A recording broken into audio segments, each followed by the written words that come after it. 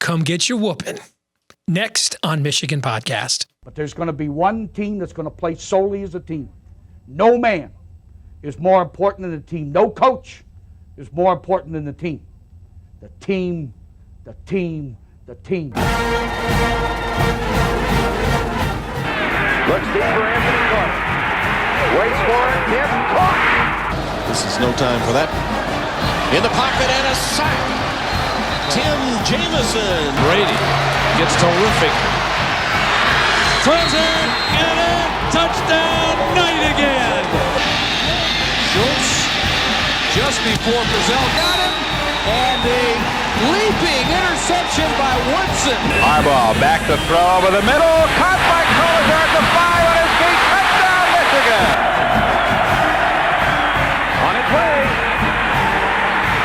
It's good. He's 5'7", 179 pounds, a junior at Michigan. But Jamie Morris packs a wallop, and he delivers for Bo Schembechler. And here's your first play. Pressure coming. Sack. It is Glenn Steele, number 81, who fought his way through the traffic. Option. And Robinson calls his own number, and he's going to score. Oh, an easy touchdown for Robinson and Michigan.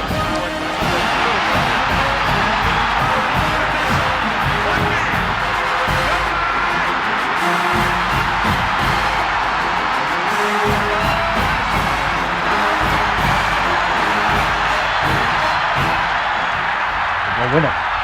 We're going to win the championship again because we're going to play as a team.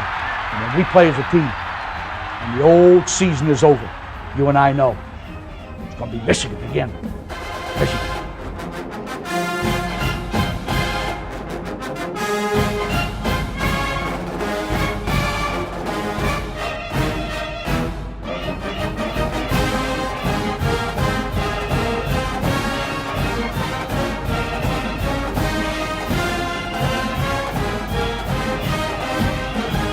Go Blue, and welcome to this week's edition of Michigan Podcast. I am Steve Deace, and you know, there's a ton I could say about the stretch of games we have just seen pulled off by our beloved Michigan Wolverines, concluding with one of the worst curb stomps behind the woodshed beatdowns you'll ever see against Penn State, 42-7 on Saturday, and I'm not even sure it was that close, but instead of me just kind of sitting here pontificating, eloquating, how about we just look at some actual data? I want to give you a rundown of just numbers that I think will largely speak for themselves. Michigan is the first team to beat ranked opponents in 3 straight games in the Big Ten since Michigan did it in its 1997 national title season. That's some pretty good company. Here's your updated Big Ten yards per play differential per game. Michigan is now a full yard better than any other team in this league, meaning every time a ball is snapped, even if the other team has the ball, Michigan is gaining more than 2.5 yards. That's phenomenal. Last year, Penn State outrushed Michigan by 121 yards. This year, the Wolverines outrushed Penn State by 191 yards. Is that good? How about this?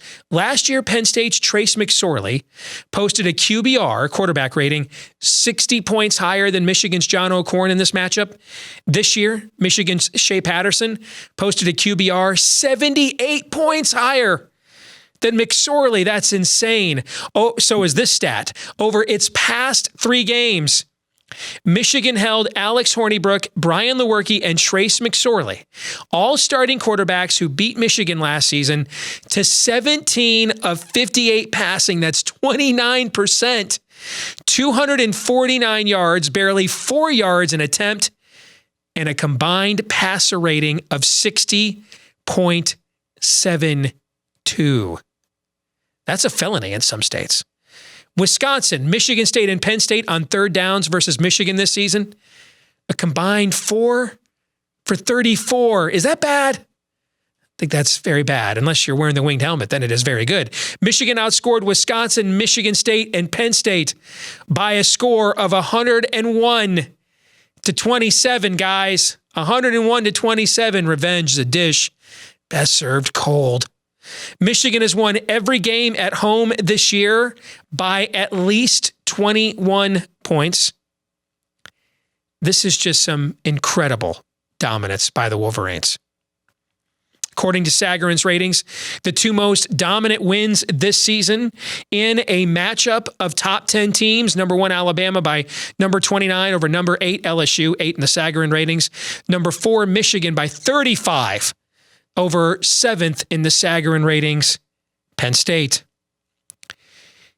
Yards per play, average differential per game with Sagarin's strength of schedule rating in parentheses. So these are right now the teams that are considered the 5 teams with their destinies in their hands for the college football playoff. You see Clemson there at plus 3.9 against the 34th toughest schedule. But here's what you need to know. They largely built this off the backs of their last 2 blowout wins over Florida State and Louisville, who have basically given up the season. Alabama plus 3.76 against the 60th toughest schedule. And then Michigan plus 2.65 against the toughest schedule on this list. Better than Georgia, better than Notre Dame. Michigan is allowing 3.73 yards per play. That would be the best by any defense in college football in at least 7 years. Alabama in 2011. And then this is remarkable. Drew Hallett at the Wolverines, Zach Shaw at 247 Sports and others. Thank you for coming up for some of these facts. But this profile, look at the scoring defense right now. 5th, total defense 1st, yards per play 1st, rushing defense 8th, yards per carry 5th, passing defense 1st, yards per attempt tied for 1st, passer rating 1st. Folks, can I add a couple of bonus picks? Let me give you a couple of bonuses. Michigan has more yards rushing in the last 3 games against ranked opponents than it gave up to them in total yardage by like 100 yards, actually. And then this might be my favorite stat of the college football season par excellence right now, all right? If you throw the ball against Michigan, it is more likely the Wolverines will get a pick 6 for a touchdown than you will throw for a touchdown. Now that's domination.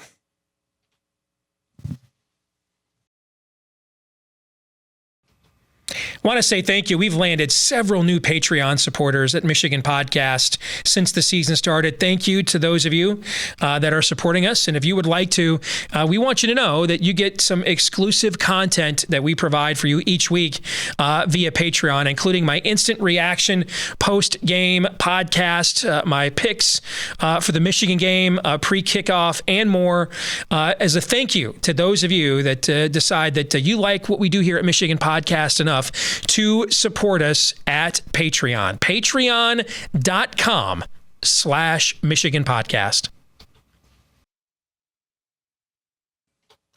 All right, back here on Michigan Podcast, and we're joined by my partner at Wolverine Digest, local host on WTKA Ann Arbor, Michael Spath. Good to see you, brother. You know, I just laid out in a little listicle to top off the show just the dominance that we have seen from Michigan football, the last 3 games in particular, but this season, the first half against Notre Dame in general. I know you had a stat this morning. I think it was something like if 5 of Michigan's opponents this year have gotten almost or more than half of their total yardage on the last drive of the game, when Michigan obviously was substituting liberally. So when you just take a step back at where this team is at right now and what it has done, the dismantlings of the last few weeks, Michael, what's kind of your big picture view of what we've just seen? My big picture view is that it's really good to be a Michigan Wolverine right now. I mean, it's as simple as that. I mean, it's the defense is playing as well as any unit I've seen. I think this unit's playing better than the 2016 team.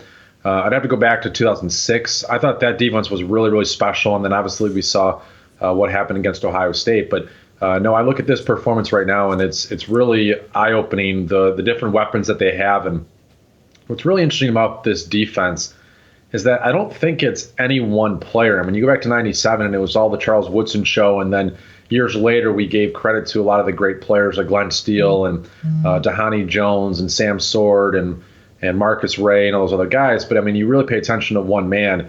And then this year, and in 2006, even you paid so much attention to Lamar Woodley. And then we went back and looked and like, oh my God, David Harris and Sean Crable and Prescott Burgess and Leon Hall, how good they were.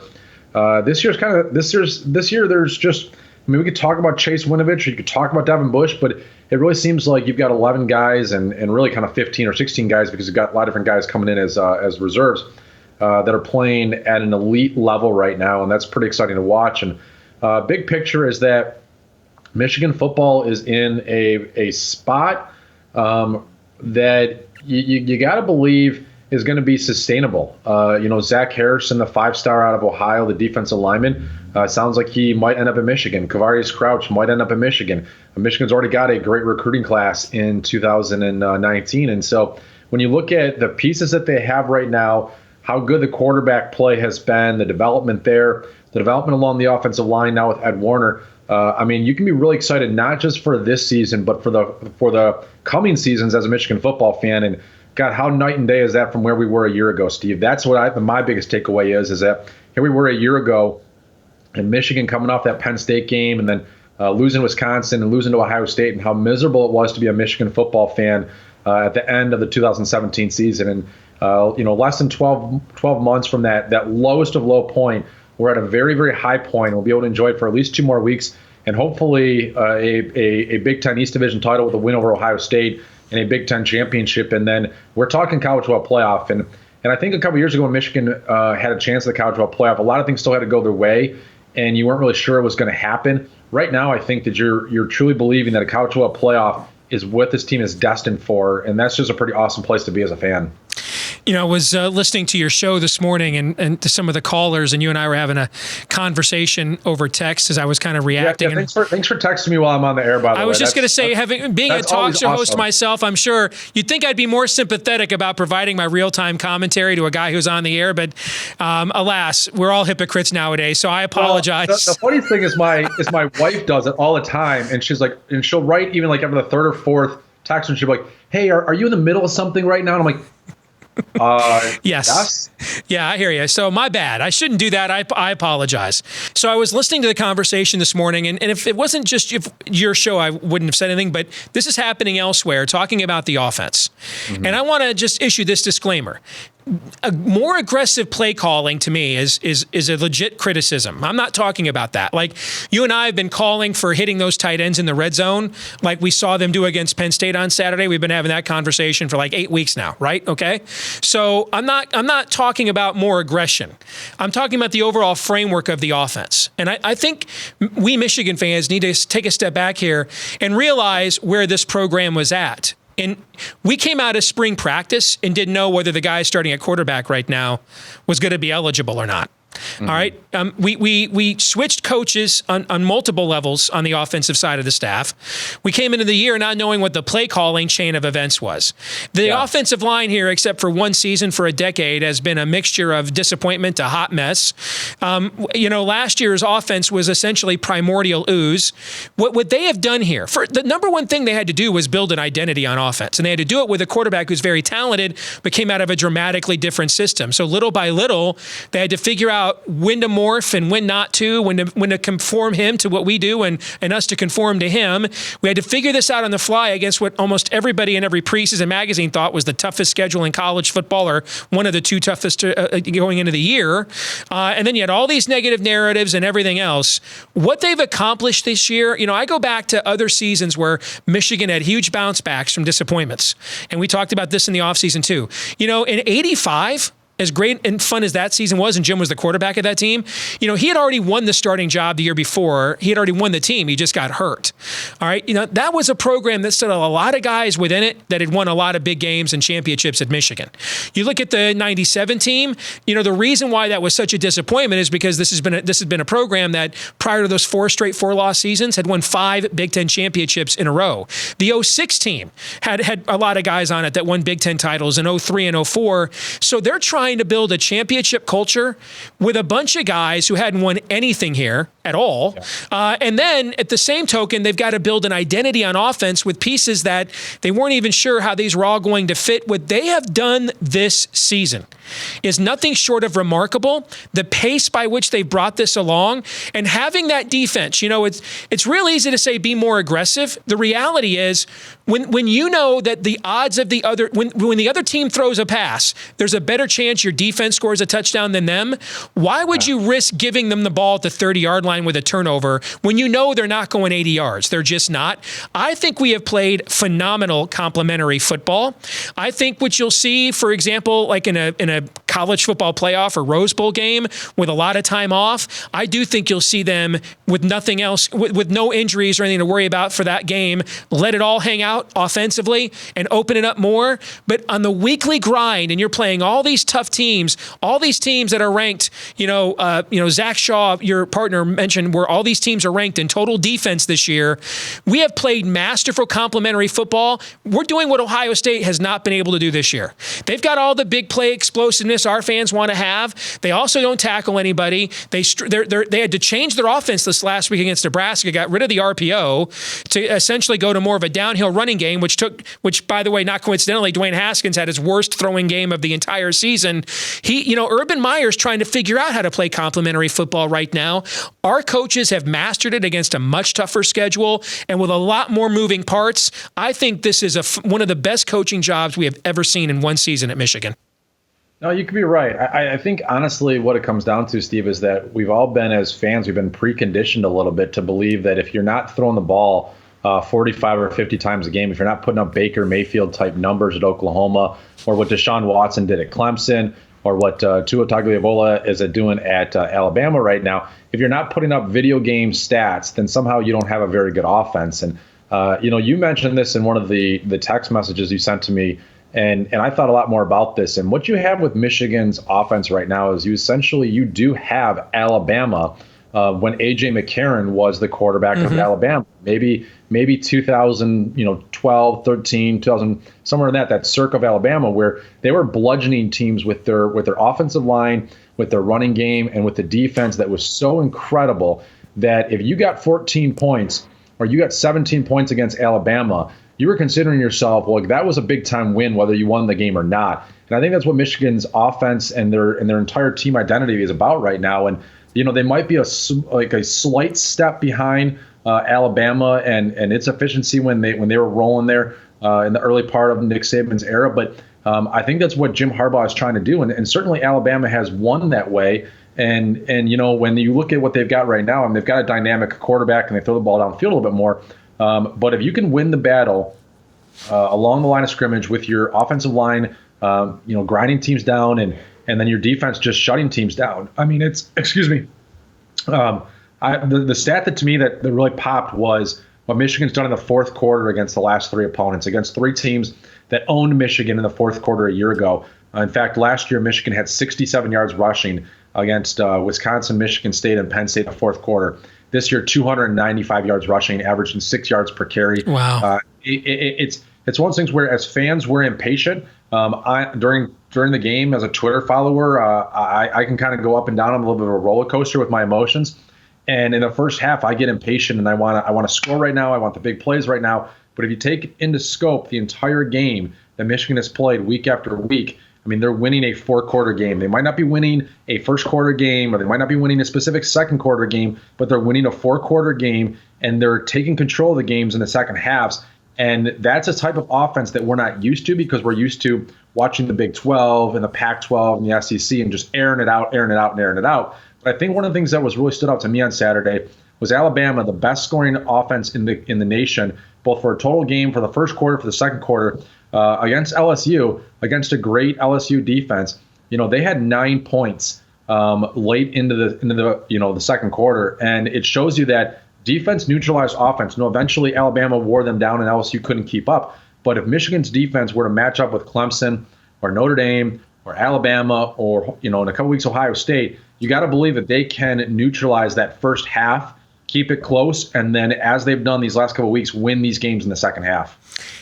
Not to mention, I go back when I was watching Pat Mahomes in week 1 of the NFL, and on the daily sports show I mentioned what impressed me about the performance he had is you can sandlot it up in the NFL for a while.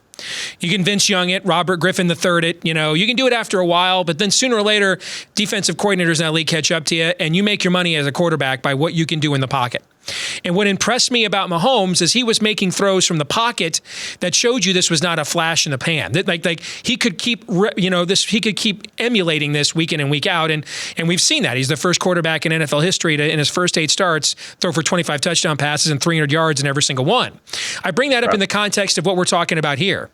What they've done this year at Michigan is they have finally built a brand of football that we can play from here. We may never have a defense as talented as the one that we have right now, although the way we're recruiting, I wouldn't say that that's not going to happen. But, middle linebackers like Devin Bush at this school don't come around all the time. You and I know that, right? So we may never see another Michigan defense that gives up fewer touchdown passes than pick sixes in a year. I think you had the stat that Brandon Watson, who's our nickel back, is the first defensive back in Michigan to have 2 pick sixes in a season since All-American Tom Darden in 1971. I wasn't even born. All right. So we may never, this is a style of complementary football. Some years, like I suspect next year, when most of this offense is back, including Shea, I think you'll see him have a far more prolific year, and the defense will be good, but not this dominant. And you'll see them, and then we'll be sitting here saying, why can't we get off the field like we did every time last year? And then the offense will complement the defense a little bit more. They are establishing a brand, an identity that we can now build out from here, and in certain seasons you tinker with it a little bit more in one end than the other, but this is what we've been missing. How many shows have you done? Hey, what's our identity? It's Harbaugh's 4th year. I don't get what he's trying to do. They have managed to build this identity at the same time they've positioned themselves to play in the college football playoff for the first time in school history. And I think we as fans need to understand this is something that we're going to see them do continuously from here because of the foundation that's been laid, I believe. No, I think you're dead on, Steve, and it's why, as Michigan football fans, we should be excited about the future of this program and what Jim Harbaugh has done. And I just think about how night and day it is from a year ago, and all the questions. And even after the Notre Dame game, we were asking if they're ever going to establish an offensive identity, if they're going to establish any type of team identity. They had the great defense, but they didn't have much of an offense. And you're right, it's a good moment, especially as they're heading into play Rutgers this weekend, to take a step back as fans and just say, like, okay, let's appreciate what Jim Harbaugh and these coaches and these players have built and developed in just a short amount of time, because it generally takes 3 or 4 years to get this, and they have been working towards that, but they've really done it all in about 9 months, because they had to change so much from the quarterback position, with the different wide receivers, all these these new offensive line starters, new coaching across the board.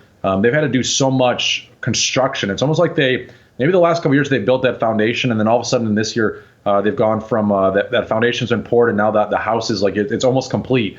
And so we're excited about the opportunity to move in and enjoy it the next couple of weeks. And certainly this weekend against Rutgers, you're going to have an opportunity to develop even more of that depth and more of that talent that's the younger years, and that'll pay off dividends later on in this season and certainly next season too, when you do have to replace some of those starters. So great place for Michigan football to be in right now, and really a great opportunity these next 2 weeks to build that next level of foundation for this program. Michael Spath from Wolverine Digest, WTK in Ann Arbor. Good to see you again, Michael. Thanks for joining us, brother. Go Blue. All right. Thanks a lot, Steve.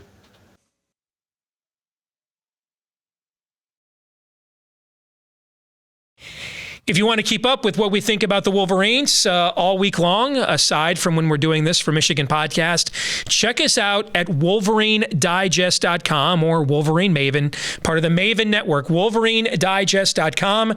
Myself and Michael Spath from WTKA in Ann Arbor, we keep you up to date with our commentary all week long. And one of the really cool things I love about how this site works is that the sidebar there, where we can give you, almost like a Mike Florio does at Pro Football Talk, where you can give you little mini updates via Twitter and other interactions, things that you probably want to know, be aware of, but don't require 500 to 700 word columns. I love that part of our website. It's a really easy, functional website to follow, WolverineDigest.com. This week's Twitter poll, we asked you, what was Michigan's most dominant victory in a November game against a ranked foe in recent memory? 52% of you said it was the victory over Penn State this past weekend. I would have voted for the victory over Penn State in 1997. Some smart aleck said, hey, that was 20 years ago. That's not recent memory. Well, dude, when you're 45 like I am, and you've gone right past the 4-head to the 5-head, and you got your own sheen going because you got so much exposed receding hairline. 20 years ago doesn't seem that long ago, dude. All right? Smart ass. All right, now, speaking of smart alecks, going to see a lot of this from some SEC media shills, okay? Let's go through some of the playoff and conference title scenarios. The Big Ten East, it's pretty simple. Michigan and Ohio State control their own destiny. If Ohio State loses before playing Michigan, like this party on Saturday, and I think they're going to, the Wolverines beat Rutgers in Indiana. Michigan will clinch the division before the game, period. End of sentence. That's it. So what happens if there's like a 4-way tie for first in the Big Ten West at 6-3, like we are forecasting? At this point, all the tiebreakers in any scenario are pretty simple. And even in that convoluted conclusion, all Northwestern has to do is win 2 of its final 3 conference games, any 2 of its final 3 conference games, and Northwestern will be in Indianapolis. Now, if Northwestern loses to Iowa, like I think they will on Saturday, and then maybe loses on the road at Minnesota, and then plays Illinois, we're in flip-a-coin territory, okay? In the Pac-12 South, every team has 3 losses, but Arizona State is the only team that controls its own destiny. If the Sun Devils were to win out, they would win the division in Herm Edwards' first season. How about that for the much ridiculed coaching hire? In the Pac-12 North, Washington State and Washington each control its own destiny. If either wins out, it wins the division. And of course, they have the Apple Cup to face each other at the end of the season. And this year, that game is on the Palouse. In the SEC, Alabama and Georgia, they've already clinched their division titles. They will meet in Atlanta for the SEC championship game. In the Big 12, Oklahoma and West Virginia each control their own destiny, but also play the final week of the regular season. Since the league doesn't have divisions, that means they could end up playing the very next week in Dallas in the Big 12 title game. And Iowa State and Texas are both there very strong in contention in the Big 12 as well. They don't need much help to be in the conference title game. In the ACC, Clemson has already posted 2 of the league's most dominant conference wins in the last 20 years. If they win at Boston College on Saturday, game day will be there. They clinch the Atlantic. If Pitt beats Virginia Tech and Wake Forest, Pitt, which got 50-burgered by Penn State to start the year, will win the Coastal Division. So those are your conference title scenarios. Because we need an audience, and that bait ain't going to click itself. You're going to get some folks, particularly those who have a fiduciary association and interest with the Southeastern Conference. Try to make the case that Michigan's not a guaranteed in if the Wolverines win out from here. That's not true. There is no way, no how, Michigan is not going to get into the college football playoff if it is 12-0, winning the Big Ten championship with only 1 loss. Not going to happen. Well, Steve, what if Alabama loses in the SEC championship game? Remember, the rationale last year was that Ohio State had 2 ugly losses. One at home to Oklahoma, the other on the road to Iowa, both by double digits. Michigan will have no such blemish on its record this year, losing by a touchdown at Notre Dame, the opening game of the year, who also looks like it's going to be in the playoff, is hardly a bad loss. On top of the fact the schedule that Michigan is playing this year is superior to the schedule that Ohio State played and won with a year ago. So, no. It's not going to happen. Don't buy into it. Don't worry about it. Don't lose any sleep over it. And really, none of it's worthy of getting upset about anyway, unless Michigan does that. That's not a guarantee, guys. So, but no, in no universe, on no earth within the multiverse would that occur. It's just a bunch of SEC media shills who told us this offseason Harbaugh sucked, but was still a candidate for every NFL job. I don't understand that. And I don't understand how he sucks, but the highest level of football wants him. Why would they want a crappy coach? Makes no sense. And that we were going to run fullback checkdowns with Shea Patterson, and we were going to lose 5 games. All right. So all those exact same people are the ones that are going to tell you it's not guaranteed. They're doing infotainment. You're not their audience. people that live in the southeastern region of the country are, and they're just giving them what they want, all right? And again, that bait ain't going to click itself. This week's question of the week comes from MC. Are you getting the tattoo? No, that is not a Fantasy Island reference. It is a reference to this ill-fated tweet, which I should not have made shortly before midnight on the 1st of September, but I did that because I was drunk on defeat to Notre Dame. And Greg Neva, one of our viewers, said Michigan will win 9 or 10 games. Give the Irish some credit. They're very good. And I responded back because I was bitter and immature. If Michigan wins 10 regular season games this season, I will get a Harbaugh tramp stamp.